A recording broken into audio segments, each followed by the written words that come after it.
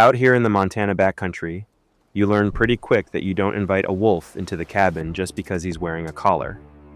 And that's the exact lesson the elite operators of the Russian Special Forces are chewing on right now. If you've spent any time tracking modern military history or watching the footage coming out of Eastern Europe, you've probably seen the slick propaganda packages showcasing the Chechen Battalions.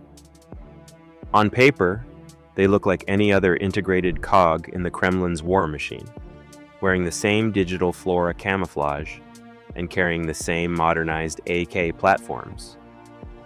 But if you talk to the Tier 1 guys from the FSB or the tactical operators in SOBR, the men who actually live and die by military doctrine, you get a very different story.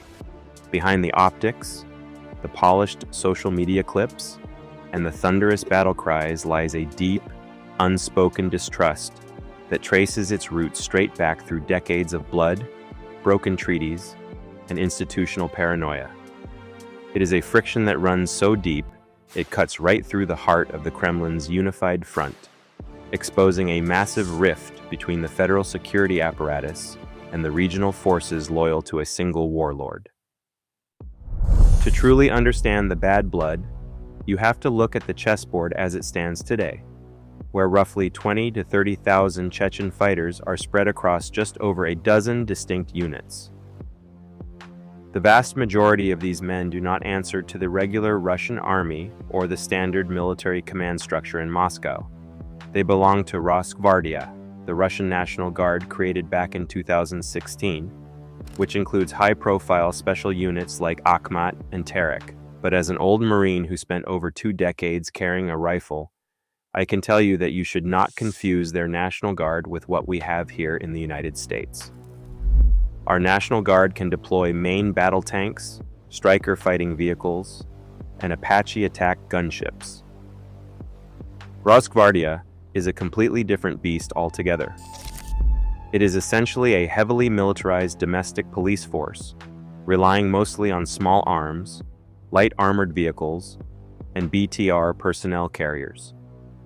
There are only a handful of Chechen regular army battalions like Akhmat West, North, and East, meaning the bulk of this massive, highly aggressive force operates under a completely separate chain of command that answers first and foremost to Grozny, not the Ministry of Defense. The first reason the Russian elite wants absolutely nothing to do with them comes down to something every veteran understands right in their bones: memory.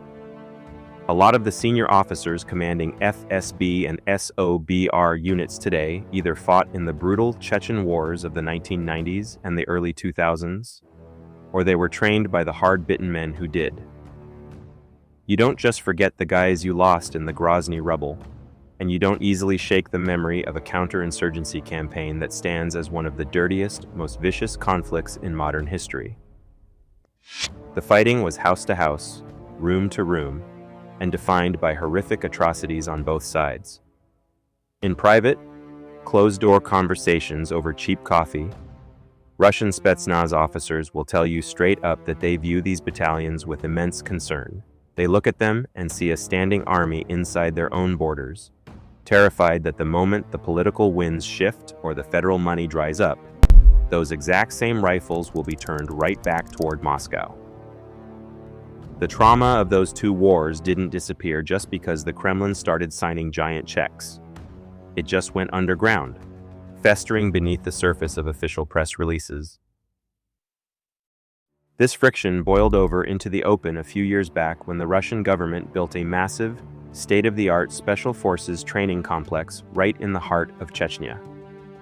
The Kremlin started hosting flashy international tactical competitions, expecting elite units from across the Federation to show up, shake hands, and compete.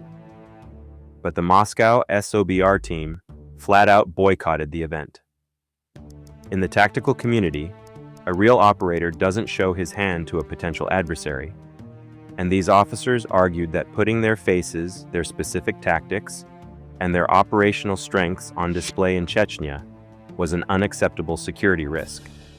They openly questioned why they were being pushed to demonstrate their capabilities there when Russia already has world-class training centers scattered across the country. from the forests outside Moscow to the mountains of the Caucasus.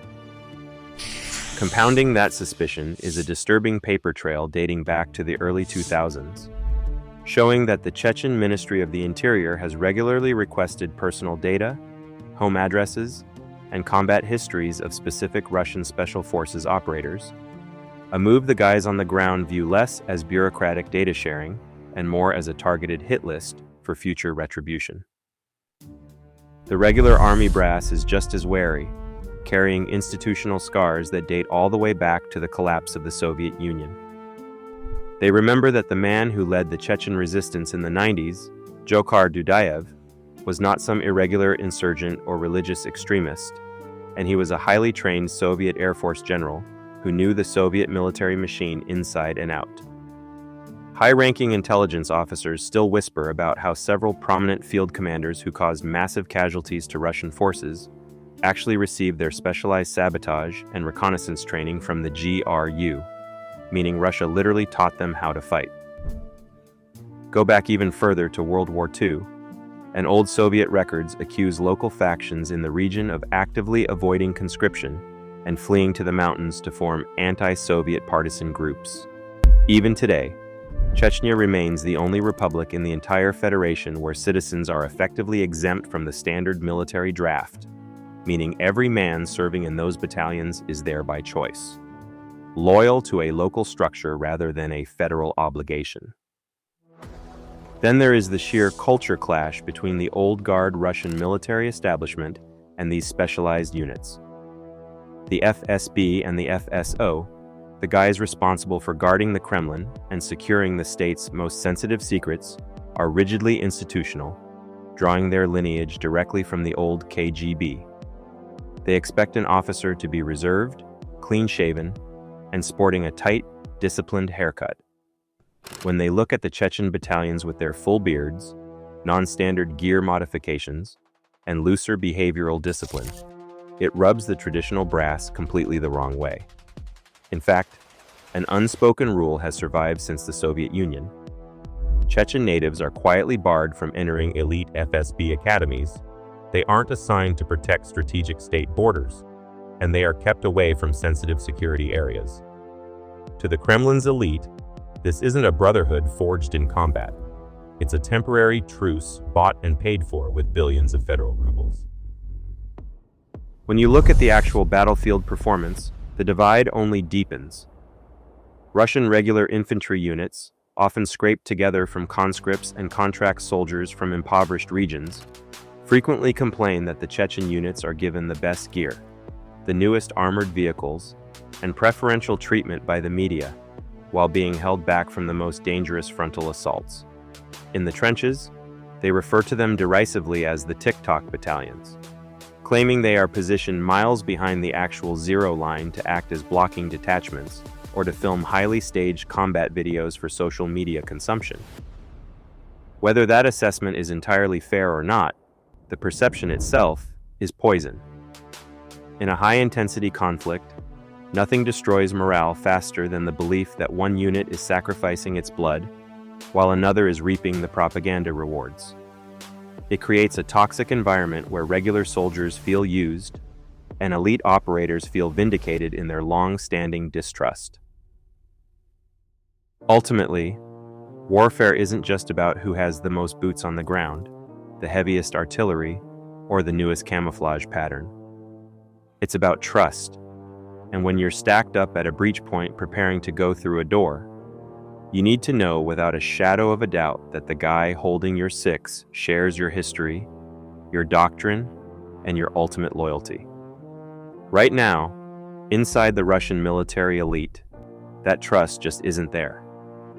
They see a force that has been allowed to arm itself, train itself, and operate outside the normal laws of the state, answering only to a local leader who pledges personal fealty to the president rather than the nation. For the men who spent their lives studying the guns and the doctrines that shaped modern warfare, this setup looks less like a modern professional military alliance and more like a volatile feudal arrangement. It's a powder keg waiting for a spark, and the top operators in Russia are doing everything they can to make sure they aren't standing near it when it finally goes off.